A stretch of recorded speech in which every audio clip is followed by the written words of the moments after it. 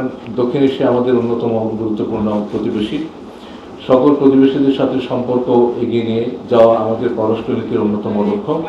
এই প্রেক্ষিতে আজকের যে বৈঠক হয়েছে সে বৈঠকে দুই প্রতিনিধি দল বাংলাদেশ এবং পাকিস্তানের মধ্যে বিদ্যমান সম্পর্ককে সামনের দিনগুলোতে আরও এগিয়ে নেবার ব্যাপারে একমত হয়েছে। এছাড়া আঞ্চলিক এবং আন্তর্জাতিক বিভিন্ন ইস্যু এবং দুই দেশের মধ্যে বিদ্যমান ঐতিহাসিকভাবে অমীমাংসিত বিষয়গুলো নিয়ে আলোচনা হয়েছে। আমরা পাকিস্তানের সাথে অর্থনৈতিক ও বাণিজ্যিক সম্পর্ক উপর জোর দিয়েছি। পাকিস্তানের বাজারে বাংলাদেশের পণ্যের রপ্তানি বাড়াতে, বাজারে প্রবেশের সুযোগ বৃদ্ধি, বাণিজ্য প্রক্রিয়া সহযোগীকরণ এবং শুল্ক বাধা দূরীকরণ ও বাংলাদেশে পাকিস্তানের বিনিয়োগ বৃদ্ধিকরণের জন্য তাদেরকে আমরা আহ্বান জানিয়েছি। কৃষি, মৎস্য ও প্রাণী সম্পদ খাতে সহযোগিতা বৃদ্ধির জন্য আলোচনা হয়েছে, যাতে প্রযুক্তি, উন্নত প্রজাতি এবং অভিজ্ঞতা বিনিময়ের মাধ্যমে উৎপাদন বৃদ্ধি করা যায়। এছাড়া জলবায়ু পরিবর্তন মোকাবেলা ও বন্যা প্রতিরোধে দুদেশের অভিজ্ঞতা বিনিময়ের উপরও জোর দেওয়া হয়।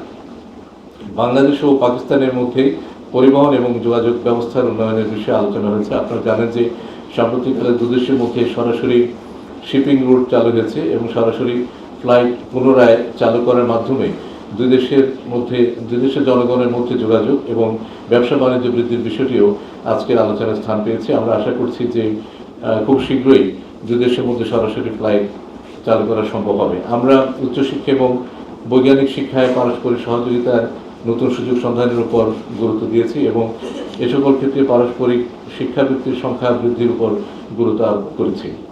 পাশাপাশি সংস্কৃতি ও ক্রীড়ার ক্ষেত্রে সম্পর্ক জোরদার করার প্রয়োজনীয়তার কথাও আলোচনা এসেছে। দুই দেশের শিল্পী, চিত্রশিল্পী, সঙ্গীত শিল্পী, লেখক ও শিক্ষাবিদদের সফরের মাধ্যমে সাংস্কৃতিক বিনিময়কে উভয় পক্ষ থেকে উৎসাহিত করা হয়েছে।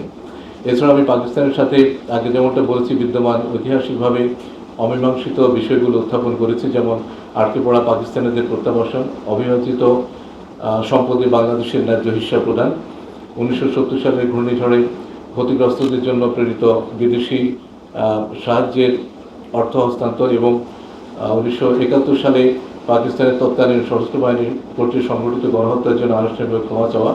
আমরা বলেছি দক্ষিণ এশিয়া বাংলাদেশের বন্ধু প্রতিবেশী দেশ হিসেবে আমরা পাকিস্তানের সাথে বিদ্যমান ঐতিহাসিকভাবে যে অমীমাংসিত সমস্যাগুলো আছে সেগুলো দ্রুততম সময়ের মধ্যে নিষ্পত্তির মাধ্যমে একটি মজবুত, কল্যাণমুখী এবং ফরওয়ার্ড লুকিং সম্পর্ক গড়ে তোলার জন্য পাকিস্তানের সহযোগিতা চেয়েছি এবং এ লক্ষ্যে আমরা একযোগে কাজ করার উপরও গুরুত্ব দিয়েছি। আমরা সার্কের আওতায় সহযোগিতার গুরুত্ব তুলে ধরে এর পুনরুজ্জীবনের আহ্বান জানিয়েছি, যাতে দক্ষিণ এশিয়ায় আঞ্চলিক সহযোগিতা, স্থিতিশীলতা এবং উন্নয়নকে এগিয়ে নেওয়া যায়। আমরা ওআইসি সনদের উদ্দেশ্য বাস্তবায়নে বাংলাদেশের প্রতিশ্রুতি এবং মুসলিম উম্মাহর স্বার্থে কাজ করার ব্যাপারে বাংলাদেশের অঙ্গীকার পুনর্ব্যক্ত করেছি। মধ্যপ্রাচ্যের পরিস্থিতি নিয়ে আলোচনায় দুদেশী গাজা উপত্যকায় ইসরায়েলি দখলদার বাহিনী দ্বারা সংঘটিত গণহত্যা ও চরম মানবাধিকার লঙ্ঘনের নিন্দা জানিয়েছি। আমি জোরপূর্বক বাস্তুচ্যুত মিয়ানমারের নাগরিকদের মিয়ানমারে তাদের মাতৃভূমিতে প্রত্যাবর্তনের লক্ষ্যে পাকিস্তানের সমর্থন কামনা করেছি। আমি শুরুতে বলেছি যে পররাষ্ট্র সচিব পর্যায়ের এই যে বৈঠক, এটি একটি ধারাবাহিক প্রক্রিয়া। সে প্রেক্ষিতে উভয় দেশের মধ্যকার দ্বিপাক্ষিক, আঞ্চলিক এবং বৈশ্বিক পর্যায়ে আমাদের চলমান সহযোগিতামূলক কার্যক্রম সমূহের বিষয়ে আজকে পররাষ্ট্র সচিব পর্যায়ের যে বৈঠক সেখানে যে বিষয়গুলো আলোচিত হয়েছে সেগুলোকে পরবর্তীতে এগিয়ে নিয়ে যাওয়া এবং আমাদের জন্য যে সমস্ত অগ্রাধিকারমূলক ইস্যু আছে সেগুলোকে পারস্পরিক সদিচ্ছা এবং ঐক্যমতের মাধ্যমে সমাধান করতে অবদান রাখবে বলে আমরা মনে করি। আপনাদের সবাইকে ধন্যবাদ।